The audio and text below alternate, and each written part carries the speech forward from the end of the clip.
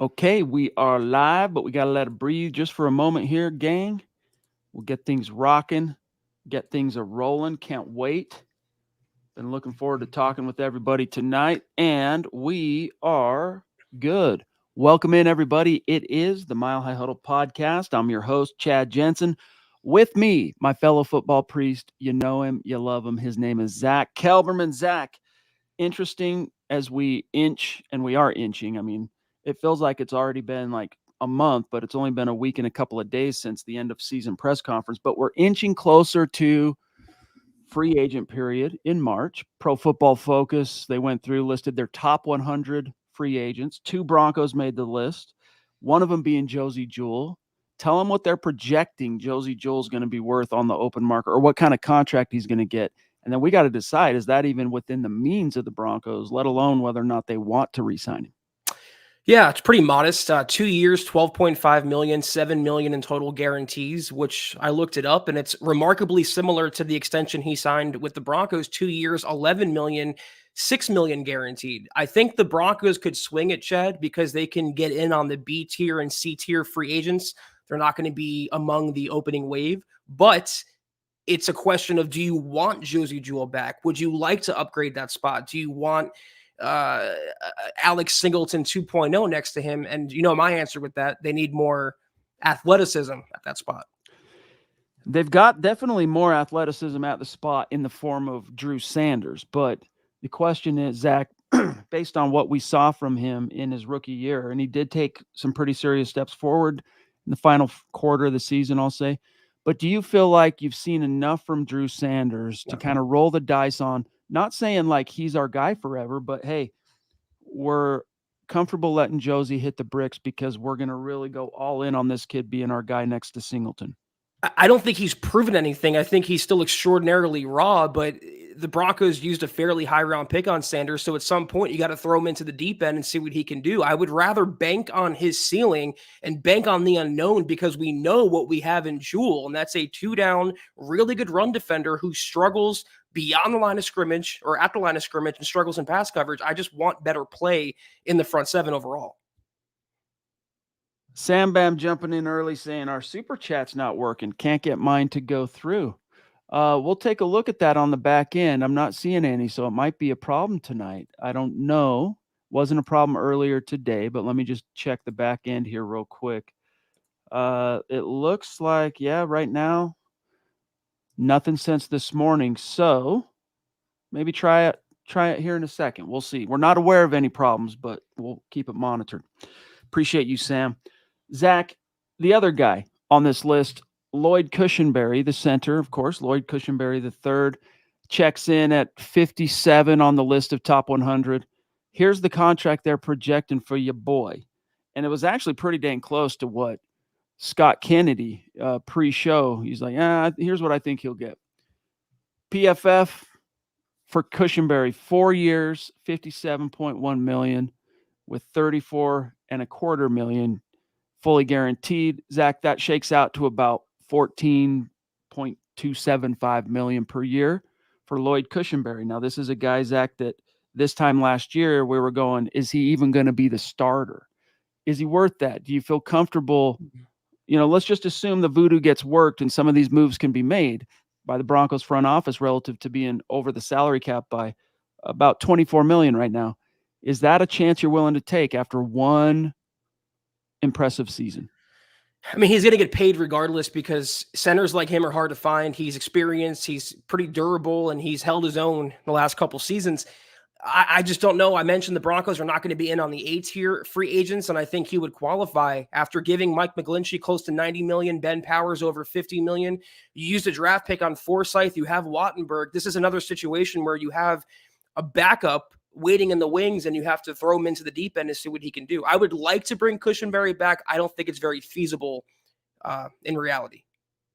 So Scott just did a tester on Super. It looks like that one went through. So we'll keep monitoring that, Sam Bam. We'll see if it continues being a problem. We can put in a ticket request to YouTube if we must. All right, Zack, we got the Ronk jumping in. What's going on, big dog? So good to see you. He's like the mayor of our community on Facebook. on Twitter, especially. We hear from him after every single show. Much love and respect, Mike. Really appreciate you, big dog.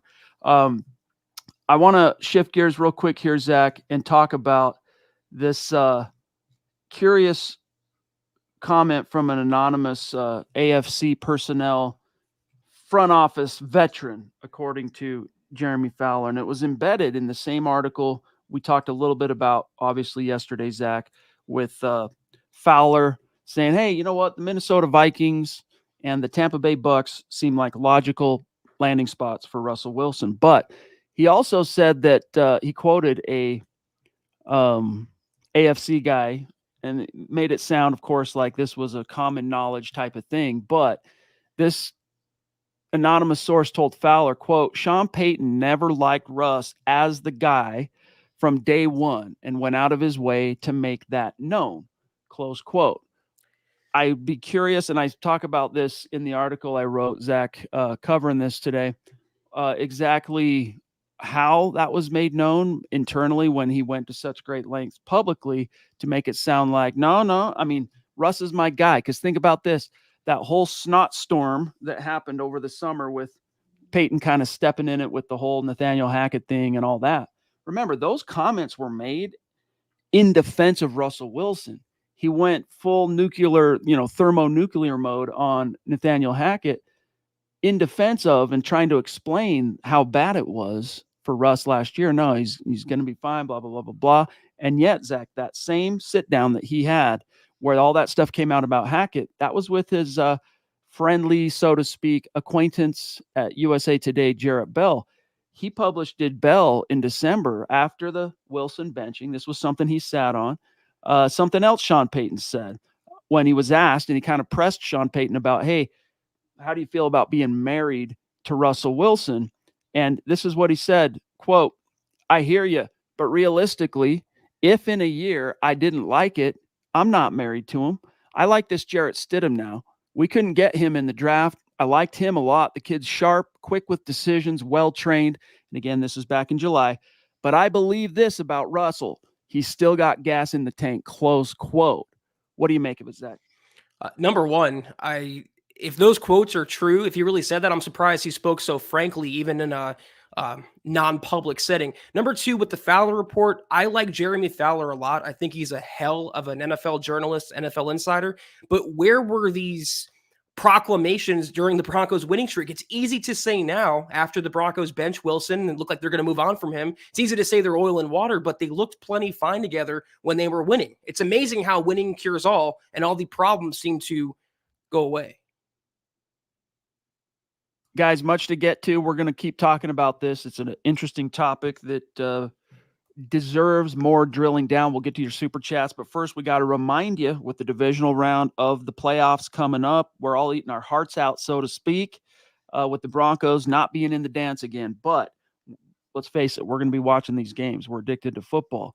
Make Little Caesars, which is the official pizza sponsor of the NFL, part of your divisional round game day.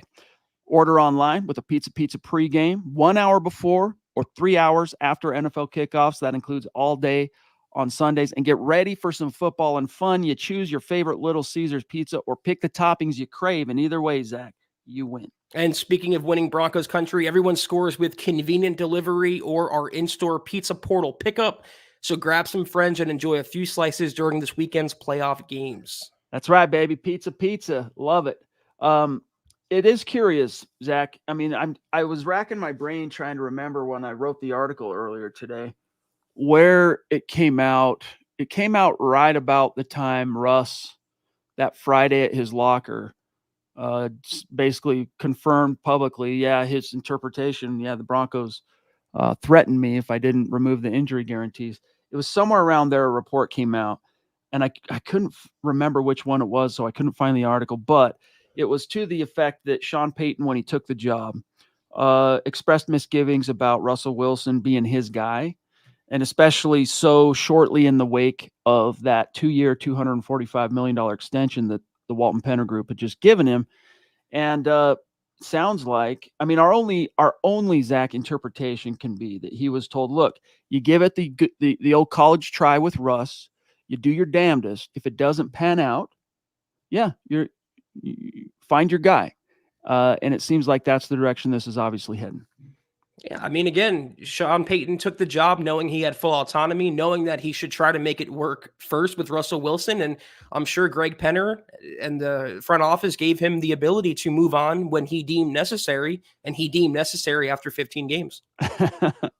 Indeed. I just keep thinking back. I'm reminded still of how Pete Carroll described Russ as more of the athletic type of passer instead of the proficient passer. Those were the two qualifications. And you think of a Sean Payton offense, you think of a more proficient pocket guy that can be counted on to be where he's supposed to be, keep things on schedule, etc. Keith, my dog, what's going on? So good to see you. He says, Zach, let's get Hard Knocks in the building. I want to see and hear what happens behind those doors at Dove Valley. It's worth mentioning, and also the GLP jumping in with a generous super chat. Thank you so much, Gary. He's a guy that goes all the way back to the beginning with us, and we love you. We were sad we didn't actually get to hang with you at this last meet and greet, but the one before, great memories, my dog. Thank you, Gary. He says, hi, Chad and Zach and Broncos country. Just some love. Go Broncos. We really, really appreciate you, my friend. Thank you. Gary has been with us a long time, Zach. He's another Pinnacle member. We love you, Gary, so much. Appreciate every single thing you do for all the podcasts, all of MHH. It never goes unnoticed. And a reminder, guys, of our 2023 Mount Rushmore list. If your name is on that list and you haven't sent us an email with your physical address or your shipping address and your t-shirt size, get on that. Send it to us, milehighhuddle@gmail.com. We have some stuff, a little package we're going to be sending out to the Mount Rushmore members. So keep that in mind. All right, back to the conversation here. I had something on my mind I was going to say, then I kind of lost it there, but it'll come back to me. Of this, I have no doubt. Perhaps Zeus can jog the. Oh, we're talking about Hard Knocks, Zach. So I'll circle back. Zeus, you want to talk about the first face etch? This is the guy that helped the MHH community, what it's become today, like lift off. And pun intended, of course, because of Zeus's profession in the airline business. Much love and respect to you, Stu. Says, good evening, everyone. Do the Broncos have enough cap room and draft capital to do enough this offseason to get this team in the playoffs in 25? MHH rocks. Love you, Stu. What's your answer, Zach? Stu, thank you so much. You're like the Christopher Columbus of MHH because you found us. You're the first one, and we've built along with your support. So thank you so much. I don't know. I feel like you don't build a team through free agency, so the salary cap I'm not too worried about, but these next few drafts, this year and next year, are going to be paramount to the Broncos' success. This is why I keep saying they should stockpile draft picks if necessary, trade back, have more cost-controlled players under contract and rookie deals, and hopefully and hit on them, and you can reload fairly quickly. But Stu, it all starts with the quarterback. So if they get their guy, whether it's at 12 or in the third round, fourth round, whatever, they get their guy now, they'll be in good shape going forward in 2025 and beyond. To me, the answer to this question, I hate to be the guy that's, constantly coming back to this, but so hard to answer without the quarterback resolution. Right. And even, if tomorrow we wake up and our phones are buzzing saying Broncos release Russell Wilson, we still don't have clarity on the position. So I think it really depends on what the team does there. If, say, Zach, the Broncos do release Russell Wilson as is expected, even he expects it, and they use the number 12 overall pick to draft a quarterback. All right. How does this season pan out for you then, Zach? If it's a rookie quarterback, say, competing at least in camp with Jarrett Stidham, how does that shape your outlook for 2024? It depends on the quarterback. It depends on how fast he develops or the lack of development. It depends of the skill players around the quarterback, where they improve. These questions are so tough to answer at the infantile stage of the offseason. But if they get the right guy, and look at CJ Stroud in Houston. I think the Broncos are about a year away from having that much talent overall. But if you get the quarterback right, everything else falls into place. I mean, raise your hand if you thought Houston would get to the playoffs and then win a playoff game. I certainly didn't. No. I thought it'd be in a couple of years. I liked Stroud, and especially with a first-time head coach, I was like, give it some time. Well, it was just a little bit of time. But on Zeus's subject there, too, you think, all right, if you get the quarterback, let's say you draft Michael Penix at 12. All right.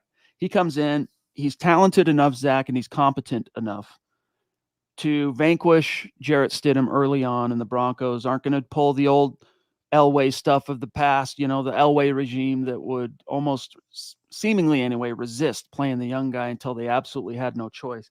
And they go, all right, we're going to get that dude on the field ASAP, kind of like the Texans did with a much higher drafted, albeit CJ Stroud. All right, well, what do you have? What can you hang your hat on right now going into 2024 as far as projecting the roster? Under contract, you got Garrett Bowles, Ben Powers. You got a question mark at center. However, we saw under Zach Strief, Lloyd Cushenberry take a massive step forward in a contract year, yes. But if they don't re-sign him, that gives me a lot of optimism for whoever the next guy is, whether it's Luke Wattenberg, Alex Forsythe, probably Forsythe, because that was the guy that Sean Payton specifically kind of envisioned as his future starter.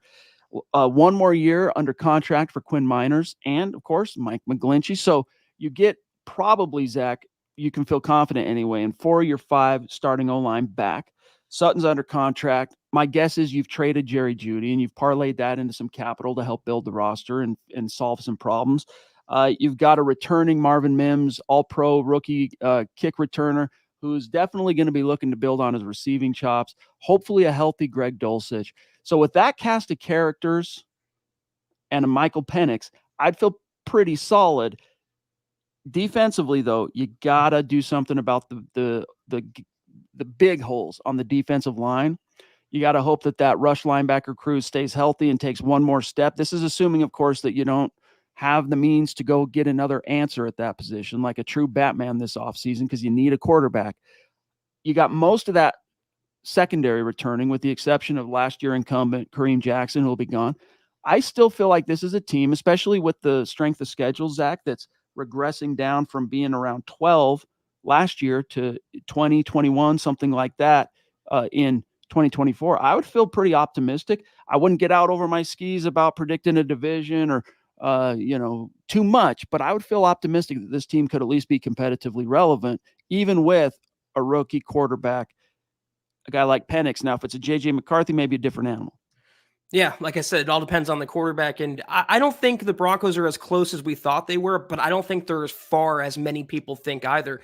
One other factor is the Broncos running game. You'll have Javonte coming back, hopefully a year removed from his first season after the injury. P. Ryan looked decent as the number 2. You have Jaleel McLaughlin. They'll probably add to that backfield over the course of the offseason. So, yeah, it's not the worst situation for a rookie, no matter the rookie, to walk into. Oh, and also to take plays from one of the greatest play callers of this generation. Good point. We have the Duchess. Also, one of the very first faces etched on the MHH Mount That's Rushmore. incredible. We love you, Michaela. Seriously, Thank you, appreciate you Michaela. so much. She says, who do you guys think is at fault for the animosity between Russ and Sean? Well, that's the thing is, what we're hearing, it's not that Sean Payton didn't like Russ as a human being. I mean, the closest thing we have to any evidence one way or the other on how he felt about Russ as a human being, Zach, if you think back, was that one comment that was made about, hey, quit the kissing babies routine, this and that, and just focus on football. So there was an aspect, at least we can surmise, Zach, that of Russell Wilson's thing that Sean Payton didn't like or felt like maybe was counterproductive to what he was trying to achieve as a player.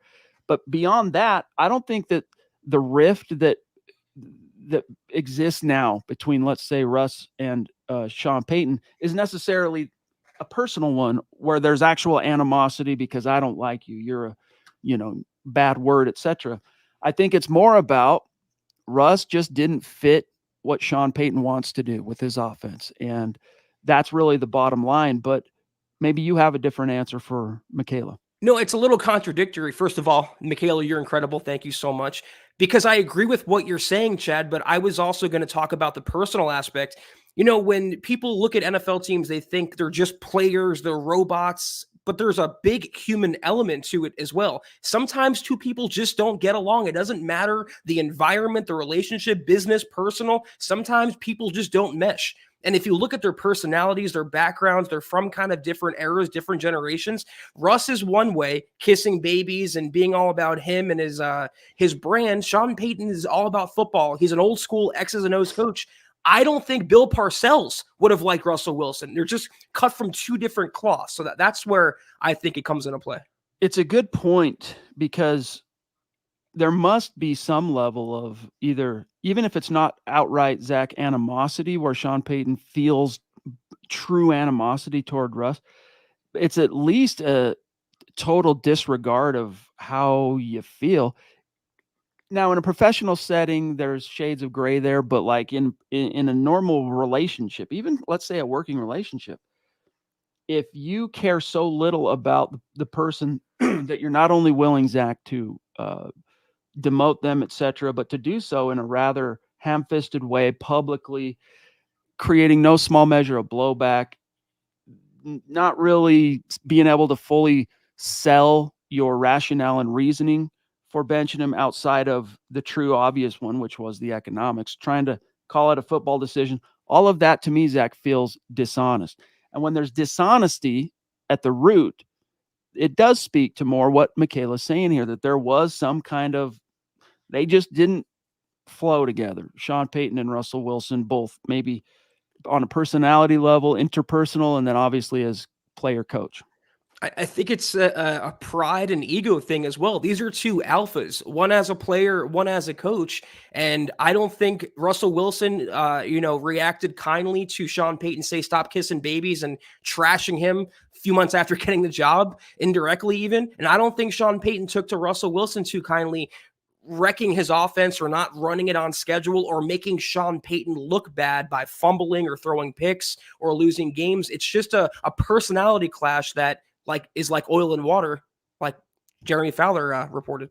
And he's definitely not used to that. He's definitely, Sean Payton, not used to a quarterback repeatedly making him look bad. We'll circle back to this, guys. We got to remind you, here we are now 18 days into the new year. I'm sure you've got your resolutions rolling. Help get started on keeping that momentum going with Factor. Okay, so you're ready to fully attack the new year. Factor's ready to eat meal delivery takes the stress out of meal planning and sets you up for success in the year. You get to skip the grocery stores, the prep work, the cooking fatigue, all that stuff. Instead, you get chef-crafted, dietitian-approved meals delivered right to your door with over 35 meals to choose from per week. Plus, you get over 55 weekly add-ons to that. And it includes everything from keto to calorie smart, vegetarian stuff, vegan stuff. You'll have a ton of nutritious and flavorful options to kickstart your New Year's resolutions. Listen up, Broncos country. Skip the stress of meal prepping with Factor. Choose from more than 35 weekly flavor-packed, fresh, never frozen meals that support a healthy lifestyle and meet your meal preferences, all delivered right to your door and ready to eat in just 2 minutes. This January, get Factor and enjoy eating well without the hassle. Simply choose your meals and enjoy fresh, flavor-packed meals delivered to your door, ready in just 2 minutes, no prep, no mess. Join Mile High Huddle in making Factor a way of life 365 days a year. Plus, here's another silver lining benefit to a great, great service like Factor. I mean, the meals themselves are awesome. They come fresh. They're pre-cooked, but they come fresh. They're not frozen. You keep them in the fridge, not the freezer. Nice little dishes. You can take them to work. They're awesome. That's all killer. We've already discussed the options, but if you're like me, let's say, hey, babe, while you're out there running your errands, can you swing by and pick up a gallon of milk? Yeah, no problem. And you show up, and before you know it, by the time you're checking out, let's face it, you're not just getting a gallon of milk. You're spending $100, $150, whatever it is, because you forgot to, those chips look tasty right now. Oh, a pre-cooked, rotisserie chicken. That'll work for, tomorrow's dinner. Whatever, you end up spending more. So go to factormeals.com/huddle50. Use our code huddle50, and you'll get 50% off. That is huddle50, the code at factormeals.com/huddle50 to get 50% off. All right. Let's jump back into the conversation here. We are at 24 minutes. We're doing pretty good. We got Michaela Israel jumping in and the little man Cooper. So good to see both of you tonight. Hope you're doing well and thriving in 2024 so far. Little Israel family, we love you. They say hi from Cooper, MHH for life. You guys rock. You rock. You the man. You the strong man. You guys rock a lot harder. Thank you, Michaela. Thank you, Cooper. So good to see you as always. Taylor Christensen jumping in. Appreciate you, buddy. And it has been a while. We've missed you. We've missed you. Hope you're doing well. You are very important to us. And when you're not around, Taylor, trust, we do notice your absence. It hurts us, but we're glad you're back and you're with us tonight. Feeling much better. He says, hey, guys, it's been a while. Don't know if you already answered this, but should we fire Vance Joseph and hire Mike Vrabel? I think, he says, Zach, it would be a smart move. Go Denver Broncos. I would drive VJ to the airport and pick up Mike Vrabel and bring him to Dove Valley, but it's not going to happen. Vrabel is going to get a head coaching job, be it in Seattle or elsewhere. I'd love it, and I would still prefer the Broncos to fire VJ and secure an upgrade there. I just don't think that's going to happen, Chad, at this point. Taylor also wants to know with a second super. Thank you again, big dog. Thank you, Taylor. Who is your top quarterback in the draft? Mine is Penix.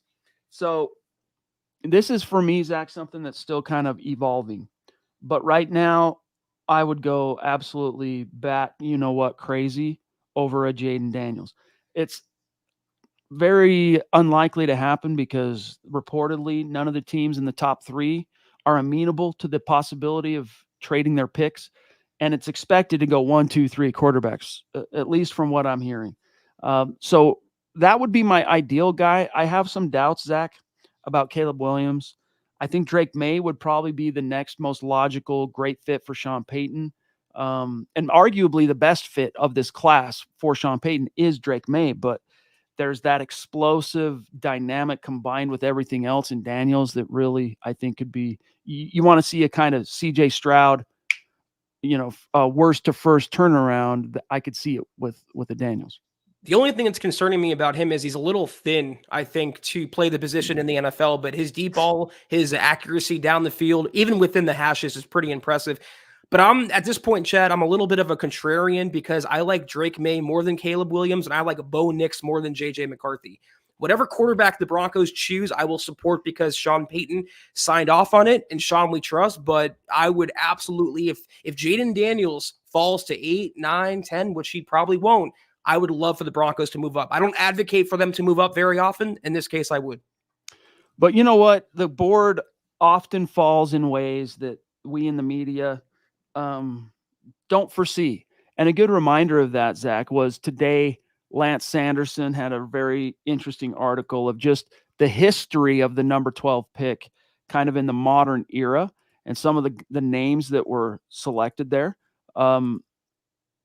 Since the turn of the century, and just a couple names. All right. I mean, obviously most Broncos fans probably remember that 2 Broncos in 08 and 09 in back-to-back years drafted at number 12. The first one being Mike Shanahan's final draft class, Ryan Clady, who I think is the best left tackle in Broncos franchise history. Most people would argue, or a lot of people would argue with me on the whole Gary Zimmerman thing because he's a Hall of Famer, but to me, Clady's a true blue Bronco drafted first round. Then the next year, no Sean Moreno. But beyond that, Zach, you've got last year, it was Jahmyr Gibbs, the running back to the Lions. The year prior to that, Jamison Williams, the receiver to the Lions. The year prior to that, your boy, Micah Parsons, the linebacker to the Cowboys. Before that, Henry Ruggs to the Raiders. We know what happened there, unfortunately. Rashawn Gary the year prior in 2019, the edge rusher to the Packers. Then it was Vita Vea prior, Tampa Bay in 2018. In 2017, Deshaun Watson, the 12th overall pick, went to the Texans, was on pace for a phenomenal career before those disturbing allegations basically bounced him out of Houston. But there is some talent. I could go on. It's a great article. Go read it, guys, when you get some time later. But you never know how it's going to fall. And it wouldn't surprise me if one of those 3 guys that everyone's drooling over somehow kind of trickles outside the top 5 and is there. Broncos might be able to parlay some picks, move up, grab him, get their guy. Yeah, my takeaway is that they're going to get a good player regardless. We just don't know if it's a quarterback, but they have so many needs, Chad. It could be an edge rusher, it could be a safety, it could be a receiver, anything. So the world is the Broncos' oyster, or the Broncos, whatever. Yeah, that works. That reminds me of something. We're going to grab Colby here, but I'll come back to this. An observation about the No Sean Moreno mentioned triggered. I'm going to come back to it. Colby, the Triple C, as we love to call him, on Facebook. We love you, big dog. Appreciate you so much. He says, go Bills in the playoffs, and then look forward to a rebuild for the Broncos. I don't see playoffs next year like Peyton Manning does.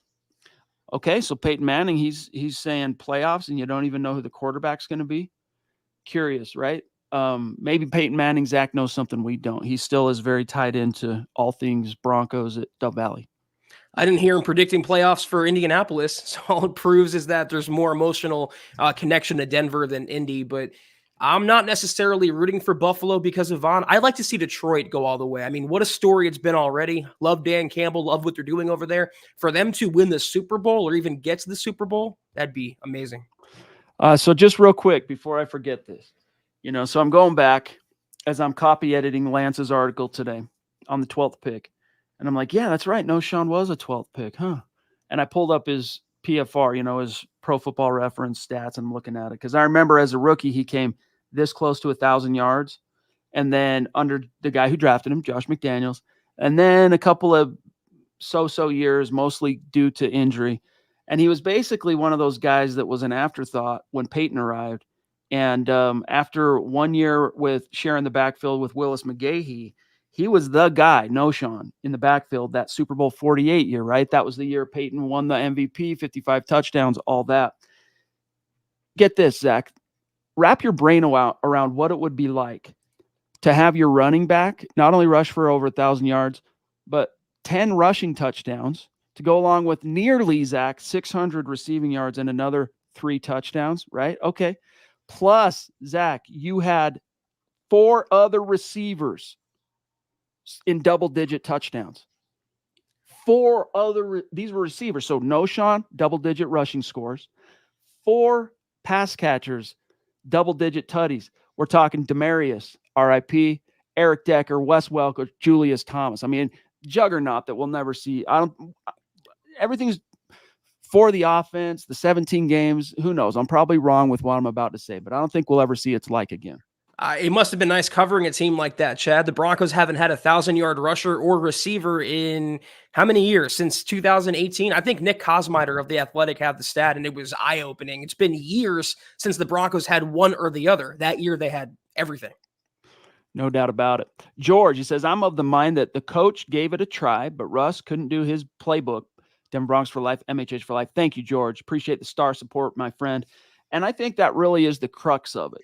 There's obviously, Zach, a gulf now between them, and Michaela spoke to this, the perception of animosity. But I really do think it boiled down to Sean Payton had his misgivings about Russ. He was given assurances, hey, we got to try to make it work. I mean, we just gave this dude $250 million a few months ago when the whole conversations were happening with Payton. He's like, all right, but what if? What if it's not a fit? Well, then you have full support of the ownership group to do what must be done. Okay. So he does dig in. This I'll say, I don't believe he was sabotaging Russ in any stretch. I think he did dig in and give it his best effort to restructure his whole offense and do everything to make the most for us in this particular season. Selling out to run the ball. The problem was you just couldn't be proficient at it. On first and second down, giving yourself one long, third and long situation after another, which was a recipe for disaster with Russ, and so on and so forth. And when it finally came down to it, he just wasn't a fit for Sean Payton in the scheme. And I think Sean Payton, Zach, did pull out whatever, went to every trick in this bag of tricks that he could to try and make it work. And there were times where it felt like, okay, they'd turned a corner, and then it would kind of regress back to the mean. And for a coach like Payton, Zach, who's played with a coached a Hall of Famer for 14 of his 15 years, whatever it was, that uncertainty of not really being able to project or anticipate what his quarterback is going to do on a play in and play out basis drives a coach like Sean Payton through the roof. And then you throw in all the other, tangential factors like we talked about earlier, being embarrassed by certain aspects of things Russ did to make the Broncos look bad, which makes Sean Payton look bad. And here we are. I mean, Russell Wilson wouldn't look over the middle. He would hold the ball too long. Every Russell Wilson pass was either a dump off or down the field. He wasn't staying on schedule. I mean, these are all major red flags for Sean Payton. And if you believe the Fowler report, he actually confirmed that Sean Payton did slim down the playbook or make it more digestible for Russell Wilson. Another tidbit in there I thought was interesting, Chad, was in 2022, obviously the Hackett year. Apparently, according to Fowler, Russ went to Hackett and was, excited to talk about plays that could work and concepts. And it devolved to, and I quote Fowler, throwing stuff against the wall to see what would stick. So I know 2023 ended poorly and 2024 doesn't look much better, but I thank God we're no longer in 2022. No doubt. No doubt about it. Okay, let's see what else we got here. The Duchess jumping back in. Love you, Michaela. She says, I heard the Broncos have an agreement in principle to trade Jerry Jeudy to the Browns. Is it true, Zach? No, I'm assuming you read the report that I wrote up based on the Bleacher Report prediction for Jerry Jeudy, which said that Jeudy will be traded to Cleveland for, I think it was the 54th overall pick in the second round in this upcoming draft. And I would take that in a literal heartbeat because you're not going to get a second round pick for Jerry Jeudy. You'd be lucky to get a third round pick for Jerry Jeudy. So there's no agreement in principle, though. If I were the Broncos, I would take anything I can get because you'd be clearing, I think, 13 or 14 million totally off the books. By the way, it has to be 2019, the last 1,000-yard individual skill player for the Broncos, because that was Sutton's Pro Bowl year. He had just under 1,200. Then you flash forward to 2020. That was the main Drew Lock year, right, where he was the guy, TM, and Sutton was hurt. That was year 3, and for Philip Lindsay, that was the year he got all banged up, and the rise of Melvin Gordon, who didn't quite get to 1,000. 2021, I think that 2019 had to have been the last thing, but 5 years though without having a 1,000-yard rusher or receiver, unacceptable. It's a long time. I honestly expected that streak to snap this year. Same. I think that the fact that with how hard Zach and how committed they stayed to the run, that Javonte wasn't able to get over 1,000 is a disappointment and kind of speaks to either the offensive line taking more time than maybe was needed to gel. I don't think it's that as much as it was just simply running into the back of your offensive line like one every 4 carries. It's going to affect your ability to notch 1,000-yard season. Phil, brother, down in Tucson, he proves every single night the Broncos country is not a geographic location. It is a state of being. Love you, big dog. He says, good evening, Chad, Zach, and Deacon Scott. I was reading that the Broncos, Saints, and Bears are now on the list for Hard Knocks. Would you guys like to be selected? Buckham, MHH for life. Go Broncos. Love you, Phil. My answer to that is no. For the betterment of the Broncos, for what's best for the Broncos, I would prefer not to see it. But Sean Payton was asked about it, Zach, back in December. He says it would give him, he was asked if it, maybe give you a golden opportunity to dispel some myths about how he operates. Quote, I think it's part of the deal and I understand it. I get it. It's the only thing that makes me once in a while want to do Hard Knocks because there is a perception. That would be the only reason to get an inside look as to this whole old school approach. He's being asked about his old school approach. Shoot, you don't do this for long if you're not adjusting. Funny, creative, all those things. I think that I am all those things. Close quote. So, Zach, Sean Payton seems to believe he would be a star for the reality version of the Broncos on Hard Knocks. Well, number one, Keith asked about this earlier, so hopefully he's still listening. Number two, it's funny that Sean Payton would want to be anonymous donors one year and then be okay with doing Hard Knocks, which is the most invasive thing possible in the NFL the next year. I mean, they could be forced to. The NFL could force the Broncos to be on, but I think ultimately that'll go to Chicago because they'll probably end up with Caleb Williams, and more people care about that than Sean Payton and Denver. You can make the case either way. I agree. It's a distraction. I don't really want that worry around the season. But if it's a throwaway year, I'd love to see the ins and outs of a Broncos practice, their normal weekly routine, Sean Payton and team meetings, and maybe even the Russell Wilson release caught on camera. That would be must-see TV. Plus, you have inexplicably, this speaks, Zach, to the quality of character of Broncos country.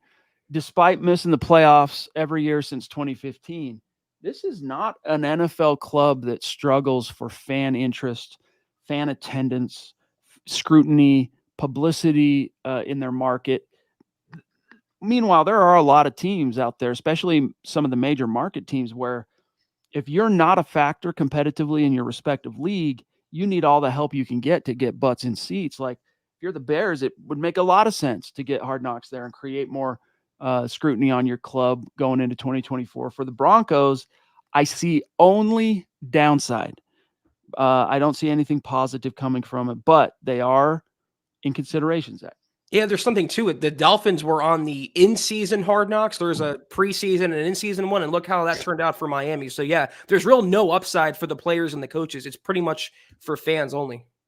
Friendly Giant jumping in. It's been a minute. Hope you're doing well. Appreciate you. Says, greetings from New York City.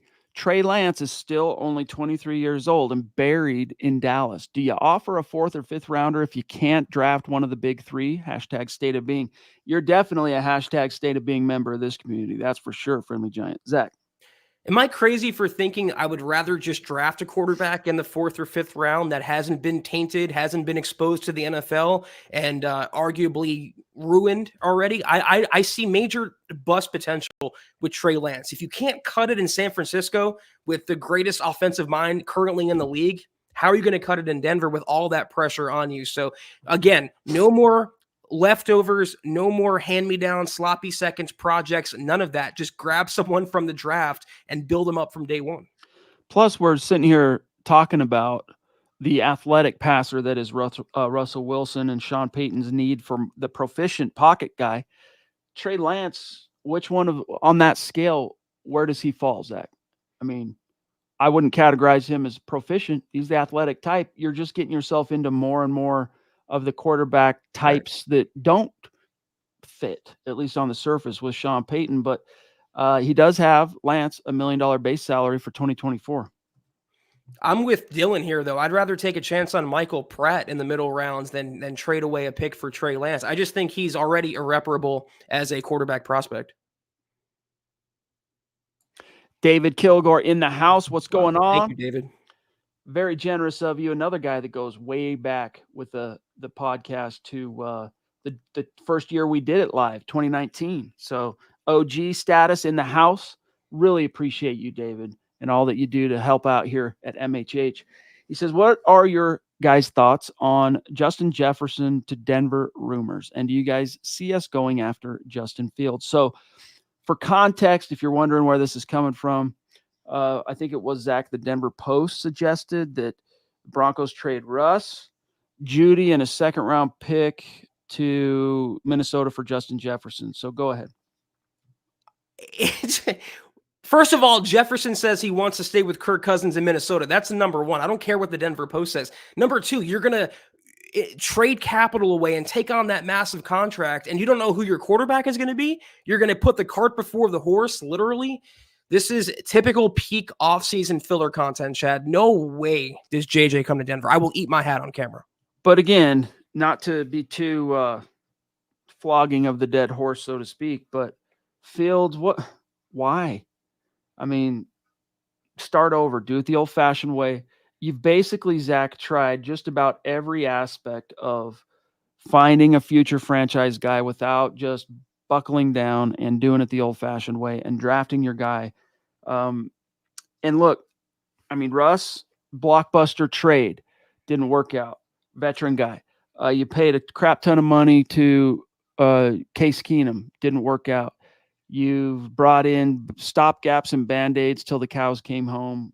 Teddy Bridgewater's, the Brandon Allens. You even gave it a shot with Mile High Joe Flacco.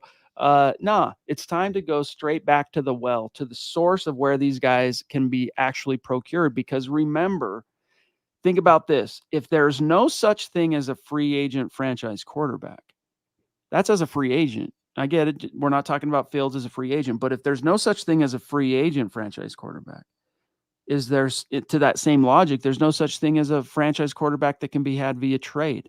There are always exceptions to the rule, and that's what proves the rule.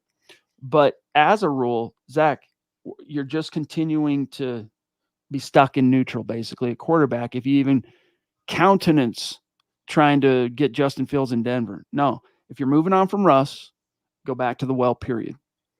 Yeah, my thoughts on Fields are like my thoughts on Lance, just more extreme. We don't even know what Lance is, but we know what Fields is, and that's a good running quarterback, a great athlete, but a terrible passer that would give Sean Payton conniptions on a weekly basis. If he didn't cut it with Russell Wilson, who wouldn't stay in structure, Justin Fields definitely does not stay in structure or on schedule. Again, no more hand-me-downs, no more sloppy seconds. Just draft your own quarterback. Swing for the fences and keep swinging until you hit a home run. It's not that complicated.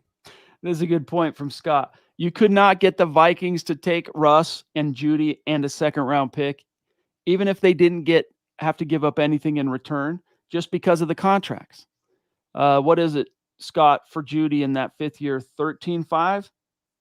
So Judy's about to, let's see, 20, 21, 22, 23. So this year, that contract, a guy who you could barely say produced at like a solid wide receiver 2 level, Zach is set to make $13.5 million in his fifth year.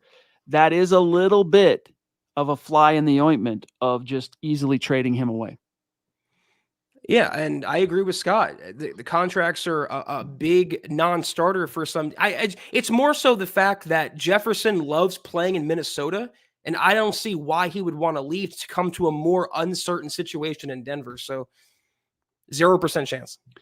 All right, we're at 46 minutes, guys. We're getting a little bit close to bouncing out of here. So any burning topics, get them in the chat. David Youngkin jumping in. Good to see you, my friend. Really appreciate the super chat. Scott, does he have a question or anything? If not, we'll keep an eye out. But thank you for the support, my dog. Helps us keep the lights on. Kevin Bronco Vines in the house. What's going on, my friend? Really nice to see you. Appreciate you. Says, hey, guys, are there any offensive linemen you would pick in the first round? Any quarterback we have needs protection. Am I right? Go Broncos. Yes, there are several options, but here's the thing. You got to get the quarterback first. So like if you release Russell Wilson, Zach, every resource of this organization needs to go toward and flow toward getting a quarterback for the future that can basically play right away if needed to. So even though there are plenty of deserving prospects there at 12, like remember Ryan Clady, former number 12 overall pick. I just think it's spinning wheels to even really get too deep into it, just because you got to have the quarterback first. You got to have the guy to protect first. Yeah, that's right. And it also depends on the position on the O-line that the Broncos would be looking at. If all they have to do is replace Cushenberry, no, I would not want the Broncos to use the 12th overall pick. You can find a capable center in the middle to late rounds. But if it's a tackle, a left tackle, let's say, if they trade Garrett Bowles, then yeah, that would be higher on my priority list. But it's quarterback first and then maybe edge rusher second. That's my top two. Agreed. The Duchess again. Thank you, Number 3 tonight from Michaela. She says, no more, I think is what she's saying, sloppy seconds. Took Detroit 3 years to fix Goff after the Rams damaged him. No, thank you. Yeah, I agree. And I think you could argue that, yeah, maybe the Rams, he was a little bit traumatized and twisted up over how things kind of ended for him in LA. But I think the Lions, Zach, also needed time to build that roster up. And along the way, Goff, they're healing wounds. They're helping him kind of get past some of the stuff that happened with McVay toward the end there. And he's growing with the new guys they're adding. I mean, we just talked about 2 number 12 picks in back-to-back years. Jahmyr Gibbs, the receiver, I just brain farted his name. But that makes a difference for a pocket-style passer like Jared Goff. Yeah, I was going to say it's they fixed him because they surrounded him with Jameson Williams. Sorry. elite talent at every spot. They have Williams, they have Amon-Ra St. Brown, you have Laporta, you have a dynamic backfield with Montgomery and Jahmyr Gibbs. You have a great top 10, if not top 5 O-line. Most quarterbacks would thrive in that environment. The Broncos don't have, maybe except for offensive line, they don't have any of those other factors at play. Very true.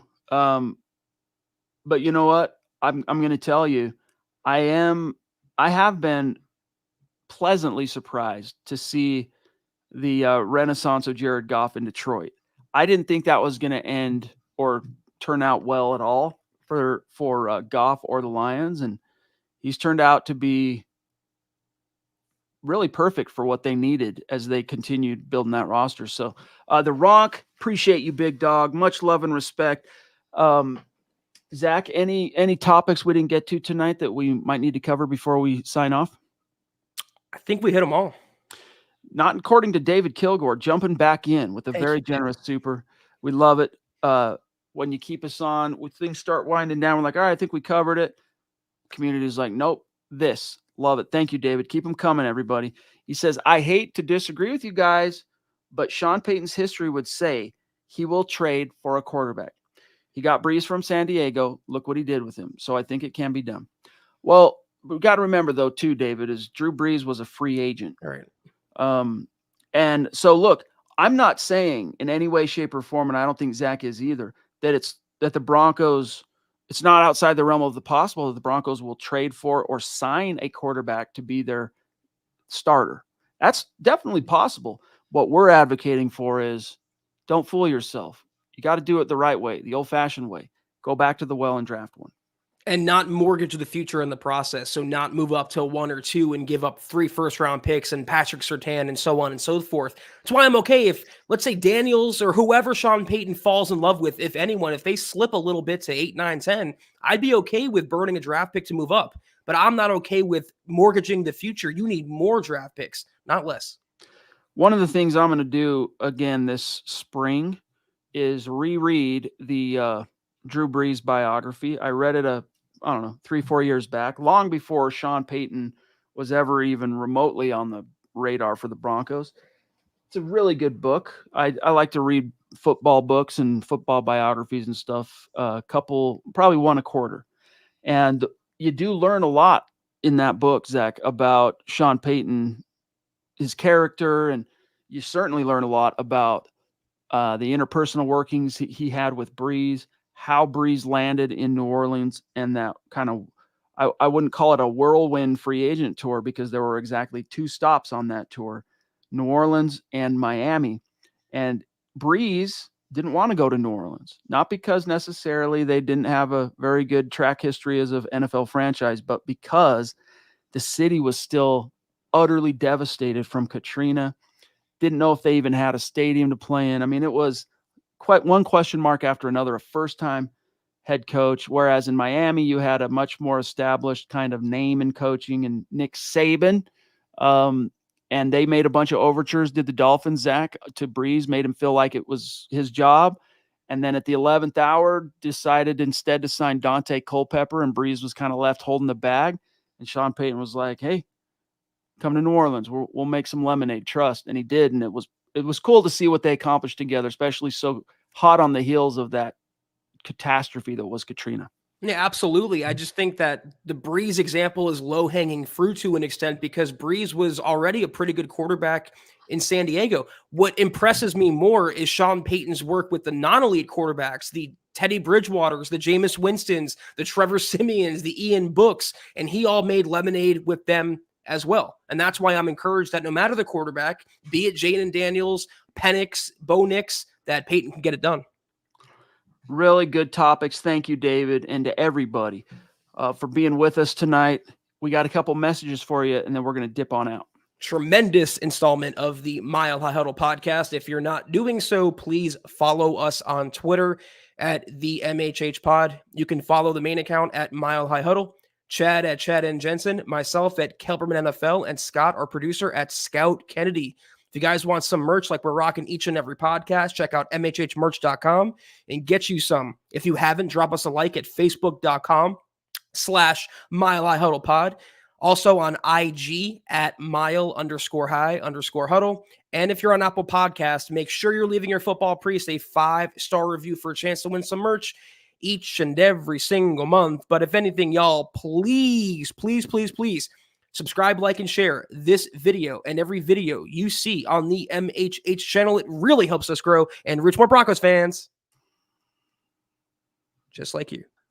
A mile high salute and a shout out to the great Super Chat supporters and superstars tonight, starting with Michaela Parker, the Duchess. We got Stu, Zeus McPeak in the house. We got Michaela and the little man Cooper, Israel in the house. The Ronk, Keith Brugman on Facebook, Gary Palmer, the GLP, Taylor Christensen back in the house, the Triple C, Colby C. Collier, George Fox.